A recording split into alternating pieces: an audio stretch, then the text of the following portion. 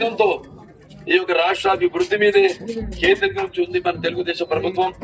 ఎవరిని నిద్రపోయినట్లు నా కార్య నా సుఖం నా నిద్ర.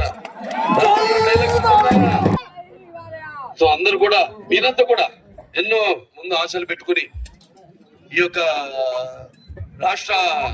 రాష్ట్రాన్ని ఎలా ఆయన ఊహించుకుంటారు. మీ అందరు కూడా అందరి తలలో కూడా ఎక్కిందనుకుంటా. దుష్ప్రచారం చేసే వాళ్ళ తల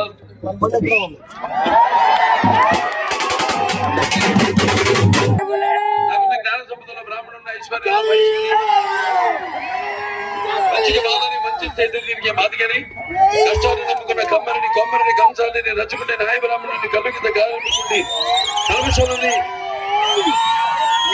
కల్మషంలోని యాదవుని ఆపదలాదుకునే వెలబడి వ్యక్తిత్వం రాజుని అమనం అనిపించే కమ్మని పౌరుషంలో రెడ్డిని భుజబలంలో కాపుని అంటుంటా నేను. అది అంటుంటేనే నా వెంట్రుకలు నిక్కపడుచుకుంటాయి. అనలేరు ఎవరు. ఇక్కడి నుంచి వస్తుంది రాబీలోంచి, ఇక్కడి నుంచి కూడా అనలేని వాడు ఉన్నారు.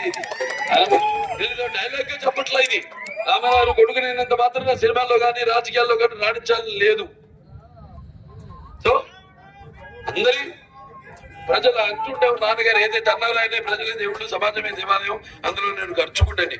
అదే ధ్యాసతో నేను ముందుకెళ్తుంటా కాబట్టి నేను ఇవాళ స్థాయి అని చెప్పను.